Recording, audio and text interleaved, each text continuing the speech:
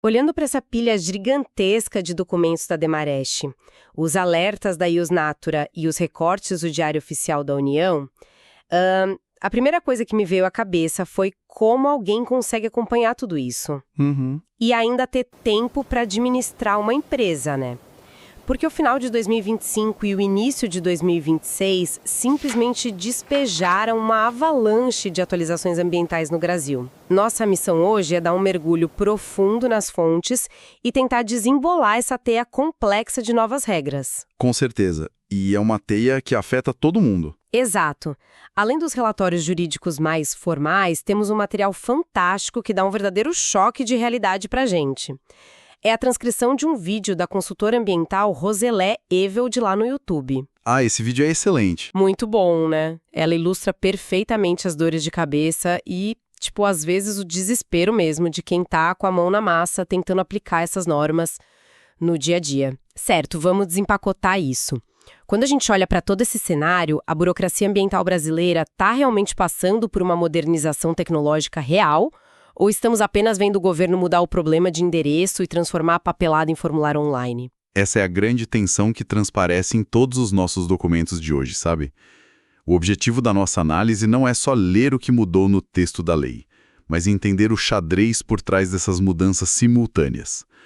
Há um padrão claríssimo emergindo que altera a espinha dorsal da conformidade legal e das estratégias de negócios. Uma mudança de paradigma total. Exatamente. O que estamos vendo é o fim daquele compliance ambiental isolado, que ficava numa salinha separada da empresa. A gestão ambiental de um negócio está se tornando, na verdade, um algoritmo puramente financeiro e fiscal. Os dados operacionais agora cruzam com a fiscalização de forma automatizada. E por falar em choque de realidade com sistemas automatizados, a gente precisa começar pelo verdadeiro terremoto que atingiu o IBAMA e o Cadastro Técnico Federal, o famoso CTF. Nossa, e isso deu o que falar. Demais! A história que a consultora Roseli Schukor conta no YouTube é maravilhosa e trágica ao mesmo tempo. Ela relata, assim, meio que rindo para não chorar, que passou meses preparando um curso completíssimo sobre o CTF. Uhum. Gravou tudo, editou, estava com tudo pronto para lançar.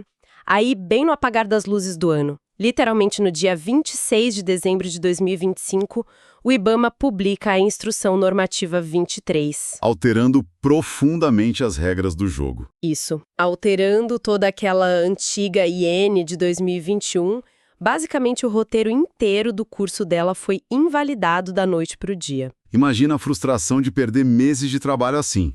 Mas o impacto dessa IN 23 não afeta só quem produz conteúdo, lógico. Ela mexe no bolso das empresas de forma cirúrgica. O que é fascinante aqui é a alteração nos artigos 24 e 26. Conta mais sobre esses artigos específicos. Eles tratam da dor de cabeça clássica de qualquer negócio, que é determinar a data exata de início e término das atividades. Até então, havia uma certa margem de interpretação sobre quando o governo poderia começar a cobrar a Taxa de Controle e Fiscalização Ambiental, a TCF. Aquela taxa trimestral que ninguém quer pagar mais, né? Essa mesma. E o IBAMA decidiu cortar essa ambiguidade pela raiz, usando gatilhos que não deixam margem nenhuma para discussão. E os documentos mostram que a nova regra amarra o controle ambiental diretamente aos sistemas das secretarias de Fazenda.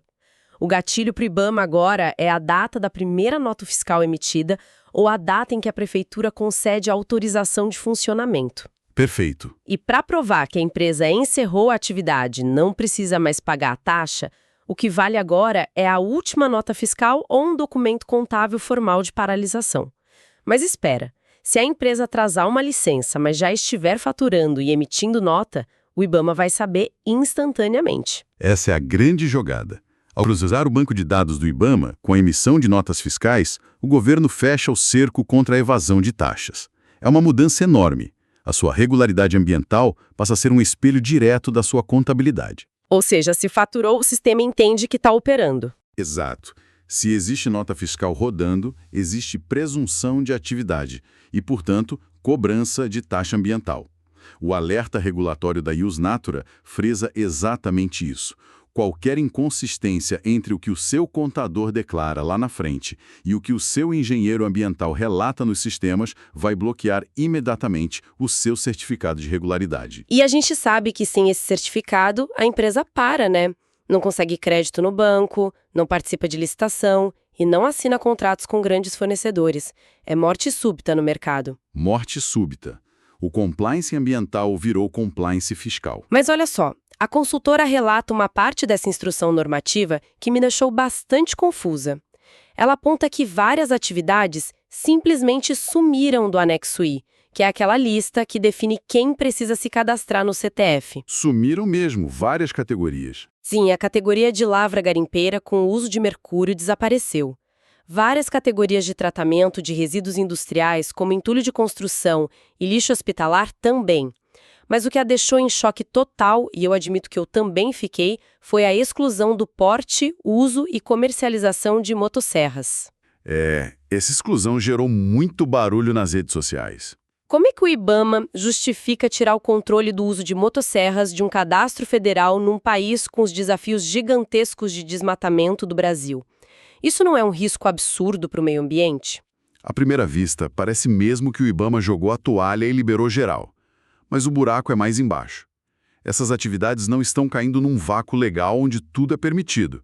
O que está acontecendo é uma reorganização muito inteligente da arquitetura de dados deles. Como assim? O controle muito pulverizado de itens miúdos, como rastrear cada indivíduo que tem o porte de uma motosserra, estava poluindo a base de dados principal de arrecadação corporativa. Em vez de rastrear cada motosserra individualmente pelo CTF, o controle florestal hoje é feito de forma muito mais rigorosa por sistemas nativos e específicos. Entendi, sistemas voltados só para isso. Exatamente, como o Sinaflor, por exemplo, que é o Sistema Nacional de Controle da Origem dos Produtos Florestais. É como um livro-razão digital super complexo que rastreia a madeira desde a origem lá na floresta até o destino final na madeireira. O IBAMA está, na verdade, limpando o cadastro principal para focar seus algoritmos de cruzamento de notas fiscais nos grandes geradores de impacto industrial. Ah, faz muito sentido. Eles estão tirando o ruído do sistema para focar no que dá para cruzar com os dados da Receita Federal e gerar fiscalização pesada. E a arrecadação também. Com certeza. E o mercado corporativo até deu um suspiro de alívio um mês depois dessa bomba, porque o Diário Oficial do dia 27 de janeiro de 2026 trouxe uma retificação de prazo muito importante. Originalmente, o IBAMA deu só 60 dias para o Brasil inteiro se reenquadrar nos novos códigos desse anexo 1. Seria um caos absoluto. Um apagão regulatório, eu diria. Sim, mas felizmente eles estenderam esse prazo de adequação específica do anexo 1 para 1 ano. E esse prazo estendido é a diferença entre a sobrevivência e uma multa gigantesca para muitas empresas. 1 ano permite que o setor de compliance ambiental finalmente sente com o setor contábil. O que, convenhamos, nem sempre acontece na mesma velocidade. Quase nunca acontece. Mas agora eles têm tempo para fazer auditorias internas, cruzando as antigas fichas técnicas com os novos códigos e, principalmente, projetar o impacto financeiro futuro. Para ver se a conta fecha no final do mês. Exato. Eles precisam descobrir se a carga tributária da TCFA vai aumentar, diminuir ou se estabilizar com os novos enquadramentos. A pressa de 60 dias transformaria um mero ajuste técnico de sistema em um passivo financeiro imediato para as indústrias. Então, a Receita e o IBAMA fecharam o cerco para quem já está operando e faturando. Mas e para quem está tentando tirar um projeto do zero do papel? Aí entramos em outro campo de batalha que os relatórios detalham super bem, que são os novos licenciamentos. É outro universo. E a Demarest destaca um contraste gritante entre o que acontece no governo federal e a movimentação que está rolando nos estados. Vamos olhar para Brasília primeiro. A nova lei número 15.300 de 2025 cria a LAI, a Licença Ambiental Especial. Uma sigla pequena para um impacto gigante. Sem dúvida, o objetivo aparente dessa lei é criar uma via rápida, um fast track mesmo, para projetos de infraestrutura que o Conselho de Governo definir como estratégicos. O grande exemplo citado é a polêmica reconstrução e repavimentação da rodovia BR-319 no meio da Amazônia. A lei é uma resposta direta do Executivo à lentidão histórica dos megaprojetos no país. Estradas, ferrovias e linhas de transmissão costumam ficar paralisadas por décadas na teia do licenciamento federal tradicional, que exige estudos de impacto exaustivos divididos em 3 fases longas. Licença prévia, de instalação e de operação. Isso. A ideia da lei é consolidar essas etapas e impor condicionantes diferenciadas para destravar a infraestrutura nacional rapidamente. É super importante notar ao olharmos para essas fontes de hoje e deixar muito claro para nossa audiência que o nosso objetivo aqui é puramente destrinchar o cenário jurídico e prático. Nós não tomamos partido. Perfeitamente. Nossa função é trazer a informação bruta. Exato. O boletim aponta que essa licença expressa gerou uma judicialização imediata e pesada. Já existem 3 ações diretas de inconstitucionalidade correndo no Supremo Tribunal Federal.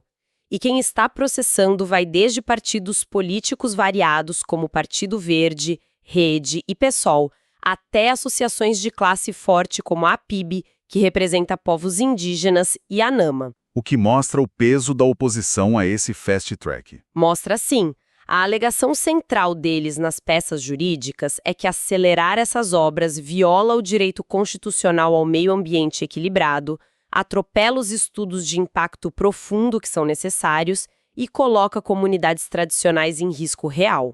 Repetindo, nosso foco não é entrar no mérito político de quem tem razão nessa disputa sobre a BR-319 ou outras obras. Nosso papel é analisar o efeito prático dessa briga. E na prática, para o ouvinte que trabalha com desenvolvimento, a tradução é uma só: insegurança jurídica massiva. Insegurança total. Enquanto o STF não bateu o martelo sobre a constitucionalidade da LEE, qualquer investidor ou construtora que tentar usar essa licença rápida para iniciar uma obra bilionária corre o risco de ver seus tratores parados por uma liminar judicial no dia seguinte. E eliminar no Brasil a gente sabe como é. Pode durar anos para cair. Pois é, o fast track, a via rápida, pode acabar sendo a via mais demorada e custosa de todas por causa dessa guerra nos tribunais. Agora, saindo um pouco dessa infraestrutura pesada de rodovias, aqui é onde a coisa fica realmente interessante na esfera federal. O IPHAN. O Instituto do Patrimônio Histórico e Artístico Nacional. Ele mesmo, o IPHAN, resolveu entrar de cabeça na era da automação. A Instrução Normativa 6 de 2025 revoga regras de uma década atrás e digitaliza completamente a relação das construtoras com a arqueologia e a história do país. Mas me explica uma coisa. Como se automatiza a proteção de patrimônio histórico e arqueológico que está debaixo da terra? Parece ficção científica, mas é através de parametrização avançada de dados. O IPHAN implementou a FCA, a ficha de caracterização da atividade dentro do seu sistema eletrônico principal, o SAIP. Como funcionava antes disso? Antigamente, uma construtora enviava um calhamaço de papel imenso, dizendo onde ia cavar, a profundidade, o tamanho da fundação, e um analista do IPHAN levava meses para ler tudo aquilo e emitir um termo de referência exigindo os estudos arqueológicos prévios. Era um gargalo enorme para a construção civil. Papelada pura e demora. E como ficou com a FCA? Agora você preenche os dados georreferenciados da obra direto no sistema. E se os parâmetros espaciais baterem com áreas de risco arqueológico já mapeadas e conhecidas pelo IPHAN, o sistema cospe o termo de referência quase automaticamente. A barreira de entrada ficou muito mais rápida para quem quer começar a construir. Mas a tecnologia sempre cobra um preço, não é? O boletim da Demares menciona que o nível de exigência a longo prazo subiu absurdamente com essa nova IN6. Subiu muito. O IPHAN te dá o papel rápido para você colocar os tapumes e começar a obra, mas, em contrapartida, formaliza a obrigação de programas de gestão de impacto contínuos. Não é mais só tirar o artefato e ir embora. De jeito nenhum. Na prática, isso significa que a empresa não pode mais simplesmente contratar um arqueólogo por 30 dias, fazer o resgate de um vaso antigo encontrado no terreno, colocar no museu e dar o assunto por encerrado. E o que a norma exige agora? A nova norma exige que você mantenha programas de educação patrimonial constantes com a comunidade local, proteja os bens imateriais daquela região durante a operação e faça uma gestão de impacto que dura praticamente toda a vida útil do seu empreendimento. O casamento da construtora com o IPHAN agora é de longo prazo. É eficiência algorítmica substituindo a paciência na entrada, mas cobrando com juros no monitoramento futuro.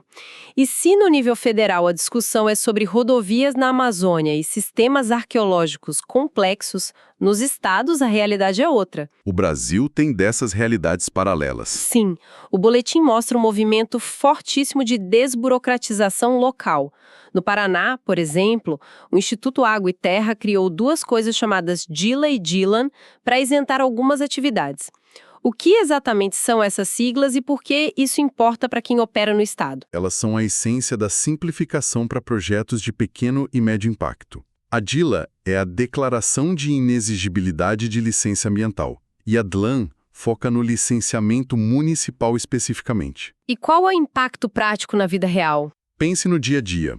O Paraná decidiu que atividades agrícolas de rotina, aquelas normais do campo, e pequenas obras de asfaltamento urbano dentro das cidades, não precisam mais passar pelo mesmo moedor de carne burocrático de uma fábrica de produtos químicos complexos. Faz sentido. Os riscos são completamente diferentes. Muito diferentes. Então o empresário rural, ou o prefeito, entra no sistema, atesta legalmente que a obra se enquadra nos limites restritos de baixo impacto, emite a declaração ali na hora e vai trabalhar. E isso libera os técnicos do Estado, que são sempre poucos, para fiscalizarem o que realmente polui a grande indústria. Tocantins também está na mesma pegada de modernização e já iniciou estudos formais para reformular do zero sua lei estadual de licenciamento. É um movimento em cascada pelos estados. Mas o que me chamou muita atenção nos relatórios foi o Espírito Santo. Eles criaram a LAR, a Licença Ambiental de Regularização. Pelo que eu entendi lendo o material, é praticamente uma ponte dourada para quem está operando na ilegalidade e sair das sombras. Mas como o Estado convence alguém que já opera de forma clandestina ou irregular a ir lá e se entregar voluntariamente? Oferecendo previsibilidade e, principalmente, suspendendo temporariamente as punições punitivas, as multas pesadas. Desde que, claro, haja boa-fé comprovada e um compromisso real de adequação da empresa. Uma espécie de anistia condicional. Mais ou menos isso.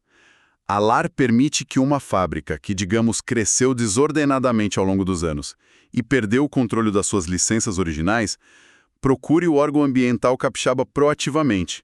Eles assinam um termo de compromisso ambiental super detalhado e ganham um prazo realista para instalar seus filtros, tratar seus efluentes e se regularizar de fato. E durante esse prazo a empresa não é fechada. Exato. Enquanto ela cumpre o cronograma à risca, ela opera legalmente e sem multas. É o pragmatismo vencendo o punitivismo cego. O Estado percebeu que é infinitamente melhor trazer essas empresas para a luz e monitorar sua adequação de perto do que simplesmente fechar as portas de todo mundo e gerar desemprego em massa na região. Pragmatismo estadual na veia.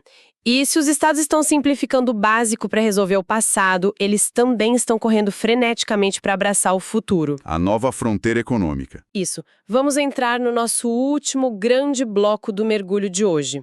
A transição verde. Estamos falando de hidrogênio, carbono e enorme montanha de resíduos sólidos. E adivinha? Os estados estão liderando a corrida de novo. Não estão esperando Brasília. Não mesmo. Quem chega primeiro bebe água limpa. E o Rio Grande do Norte entendeu isso perfeitamente. Eles publicaram uma resolução que é um verdadeiro tapete verde para o hidrogênio verde.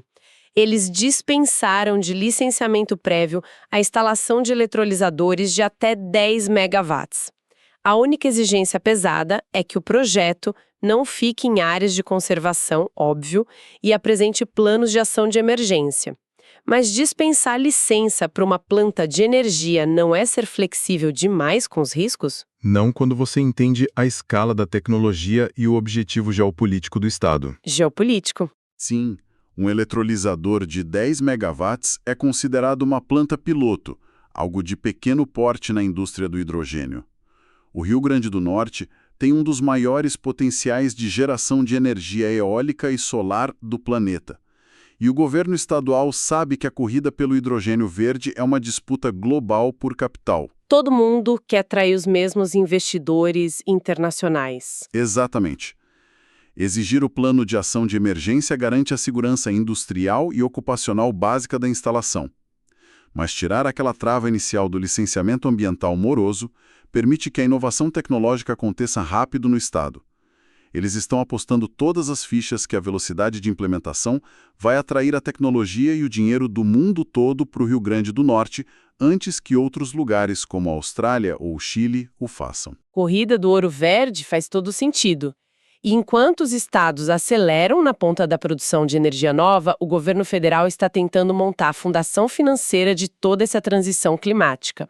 Os ministérios do Meio Ambiente e da Fazenda, junto com o BNDES, não estão brincando em serviço. E o mercado está prestando muita atenção nessa movimentação. Devem mesmo. Eles lançaram um edital de 10 milhões de reais para contratar quem vai desenhar o Sistema Brasileiro de Certificação de Crédito de Carbono. Um passo fundamental para dar credibilidade ao Brasil lá fora. Mas os documentos apontam para uma regra de compliance nesse edital que parece até saída de um filme de espionagem corporativa. Eles proibiram expressamente qualquer empresa que já atue hoje como certificadora ou desenvolvedora de projetos de carbono de participar dessa concorrência pública milionária do BNDES. Por que excluir os maiores especialistas do mercado logo no desenho do sistema? É uma decisão ousada, mas necessária para evitar a clássica armadilha da raposa cuidando do galinheiro. Boa analogia. O mercado voluntário de carbono cresceu muito rápido na última década, mas sofreu duros golpes de credibilidade nos últimos anos mundialmente. Tivemos escândalos enormes com acusações de greenwashing e auditorias mostrando que milhões de créditos vendidos não reduziam emissões de verdade nas florestas. Créditos fantasmas, praticamente. Sim, o governo brasileiro percebeu que, para o nosso crédito de carbono valer muito dinheiro lá fora, a integridade metodológica do sistema de medição precisa ser absolutamente inquestionável. Ao proibir os atuais players de participarem do edital, o BNDES garante que universidades e instituições de pesquisa independentes desenhem as regras do jogo. A ideia central é que quem vai lucrar jogando não possa ser o mesmo grupo que escreveu as regras do esporte. Faz todo sentido proteger o mercado desde a origem. Se conectarmos isso ao cenário maior, esse edital de 10 milhões não é só um estudo. Ele é o alicerce fundamental, a fundação de concreto para o futuro Sistema Brasileiro de Comércio de Emissões, o famoso SBCE. O Brasil está finalmente preparando a sua infraestrutura robusta de mercado regulado, algo que estados como o Distrito Federal também já começaram a fazer localmente, lançando a sua própria política de hidrogênio de baixa emissão. O cerco regulatório da transição verde está se fechando de baixo para cima e de cima para baixo. E da atmosfera dos créditos de carbono e do hidrogênio de alta tecnologia, a gente precisa voltar um pouco para o chão duro da realidade, porque o cerco aos resíduos sólidos, através da logística reversa, está francamente implacável neste ano. É o fim da era do lixo varrido para debaixo do tapete. Com certeza. Os relatórios mostram 3 frentes atacando o lixo das empresas ao mesmo tempo. No nível federal, o Ministério do Meio Ambiente fixou que a indústria de eletroeletrônicos tem a meta obrigatória e pesada de recolher e reciclar 17% do peso de tudo o que colocou no mercado para o ano de 2026. 17% de geladeiras, celulares e TVs é muita coisa. É uma logística monstruosa. Em São Paulo, a CETESP resolveu dar uma esticada inteligente nos prazos de comprovação da logística de embalagens em geral até 2029, mas, além disso, abriu uma consulta pública enorme para rever o sistema. Eles querem modernizar o modelo paulista? Mas a grande sacada de fiscalização mesmo vem de Santa Catarina. A Portaria 9 de 2026 tornou o uso do sistema MTR obrigatório para rastrear quase todo tipo de lixo transportado no estado. Eu leio muito sobre MTR nos alertas jurídicos, mas traduzindo do juridiquês pesado para o prático da nossa audiência, como esse sistema funciona como uma verdadeira armadilha digital para as empresas irregulares? Pense no MTR, o Manifesto de Transporte de Resíduos. Pense nele como um código de rastreio postal hiperdetalhado daquelas transportadoras famosas, mas aplicado apenas para lixo industrial. Legal, um código de barras para o lixo? Exato.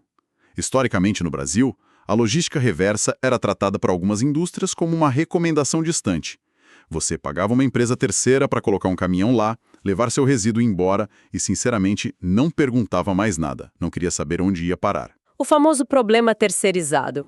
Só que Santa Catarina acabou com isso de vez. O MTR digital amarra 3 pontos em tempo real num triângulo de dados: o gerador do resíduo, a transportadora no meio e o galpão de destino final ou aterro sanitário. E como o algoritmo pega a fraude? Simples. Se a sua fábrica emitir um MTR eletrônico dizendo que despachou hoje 2 toneladas de plástico contaminado e a empresa de destino final não debaixa no sistema em alguns dias, confirmando que recebeu e efetivamente reciclou ou aterrou essas 2 toneladas exatas, o algoritmo do Estado acende uma luz vermelha imediatamente para o fiscal. Caramba! Não tem mais como o caminhão simplesmente sumir com o resíduo no meio do caminho ou despejar num terreno baldio clandestino sem que o sistema grite lá na Secretaria de Meio Ambiente? Exato. Não tem mais espaço para desculpas. A digitalização obrigatória do MTR transforma a promessa de sustentabilidade da sua empresa em uma trilha de auditoria contábil e a prova de fraudes. A indústria catarinense agora sabe muito bem que o órgão ambiental tem um mapa logístico perfeito na tela do computador. Quando você junta esse rigor catarinense com as metas crescentes do governo federal e os prazos alongados, porém muito rigorosos, de São Paulo, a mensagem do país é claríssima. O tempo das desculpas técnicas e operacionais acabou. A previsibilidade foi dada. Agora vem a cobrança via cruzamento maciço de dados de transporte e destinação. Então, o que tudo isso significa para o profissional engenheiro ou o empresário que nos escuta e que precisa se manter à tona nesse mar revolto de legislações estaduais e federais? Essa é a pergunta de $1 milhão. Pois é. Ao conectar os pontos da nossa análise de hoje, desde a consultora frustrada com o seu curso no YouTube, passando pelo sistema arqueológico automatizado do IPHAN, os movimentos de flexibilização ágil do Paraná, até chegar na logística de ferro de Santa Catarina, a conclusão me parece cristalina. A conformidade ambiental no Brasil não é mais sobre despachar pilhas intermináveis de papéis para uma secretaria e ficar rezando para o analista demorar 3 anos para ler o seu processo. Longe disso.